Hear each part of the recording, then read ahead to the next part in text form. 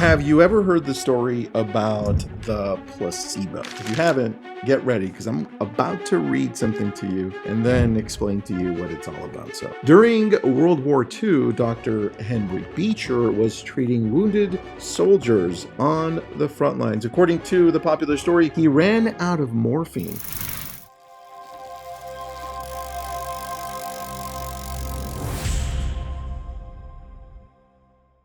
Desperate to help, he injected a soldier with saline while telling him it was morphine. The soldier's pain seemed to ease, and Beecher realized something incredible. Before we go further, it's important to know that historians have never been able to verify that specific story. It's been told for decades, but there's no solid evidence that it happened that exact way or that it happened like that. What we do know is just as fascinating. Now, listen to this. Beecher studied more than 200 seriously wounded soldiers during the war. Many had broken bones, deep wounds, and life-threatening injuries, yet nearly 3 out of every 4 soldiers didn't even ask for pain medication, and that surprised him.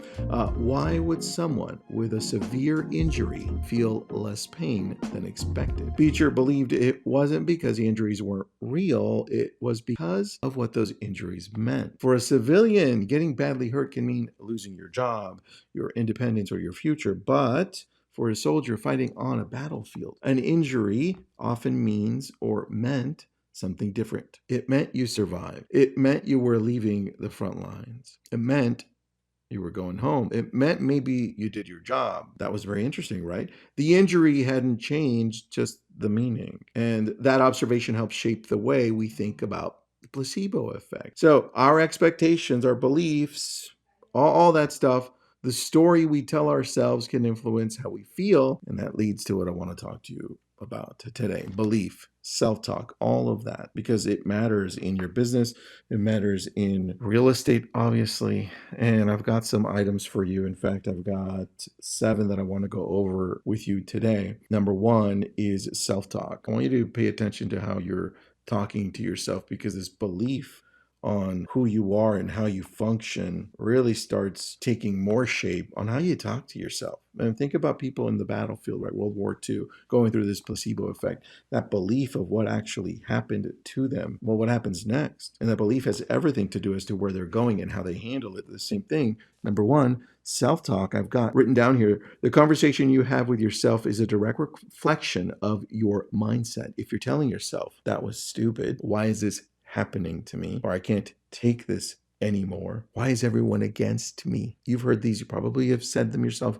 I know I have in the past. That's what really creates the challenge, right? That self-talk. It's happening in your head, and so it lives in there. And then if you're not careful, it leads into actually speaking that. That's number 2, the spoken language. Change the way you talk to yourself will then change the way you talk to other people, because sometimes they'll say, hey, some people will be like, well, it is what it is, Tristan. What did you expect from door knocking? What did you expect from getting online leads? Oh, your online leads suck. And then now you start repeating, online leads suck. Or that spoken language goes a very long way. It starts with the self-talk, but then it continues through this language that you've got to be careful for. Here's the key. Make a habit of talking about the good things that are going well in your life instead of about complaining and talking about your problems. I'm not saying ignore them. I'm not saying that. I'm saying the spoken language matters so much. And number 3, reflect by becoming more aware. Reflect by becoming more aware. And how do you do that? Well, if you're doing number 1 and you're like paying attention to what you're thinking,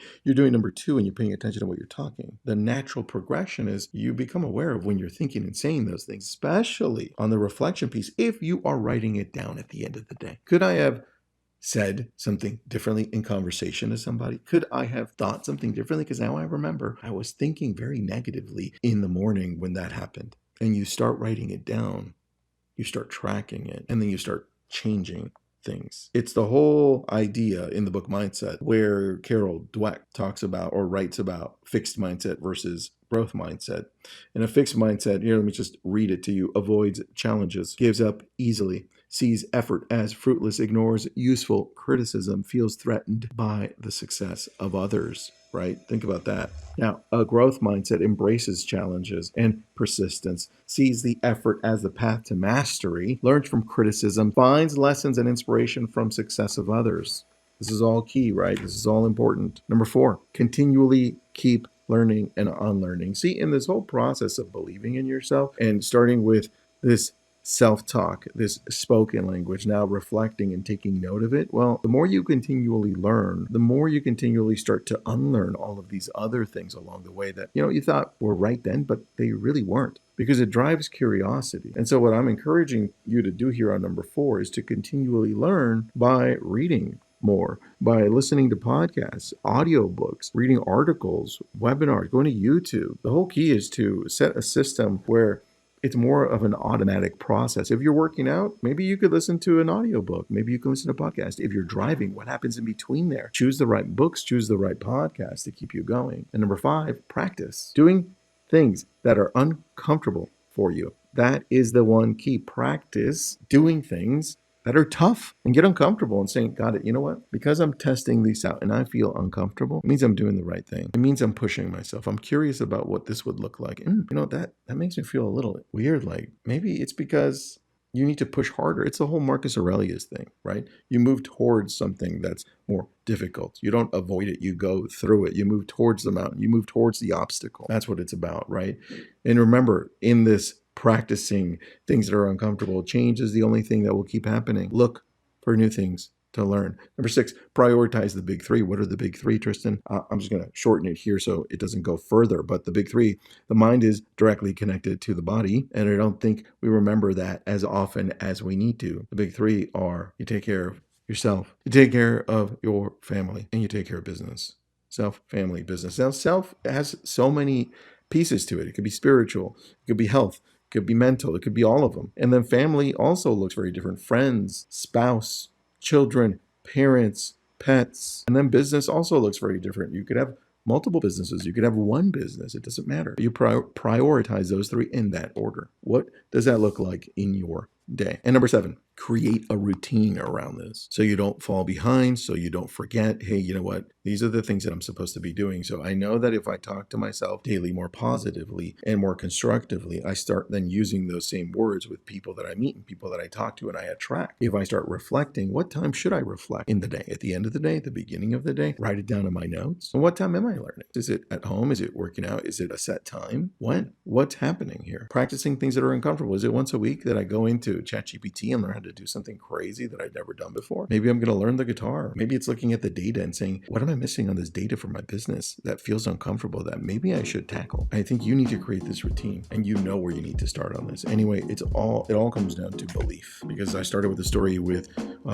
Beecher and World War II and how he made these studies. Now, whether or not it's extremely accurate or not is a different story, but it did happen in some way or another. And it all stemmed from belief. These soldiers believing that they had a purpose. And I'm going to challenge you and ask you what your purpose is here as a real estate agent, as a human, because all that will matter on how you show up 1 through 7. What's the belief behind who you are and how you're doing business? Because once you center that and you realize, got it, this is my purpose, this is what this looks like, then these things start falling into place better for you. And it starts with belief.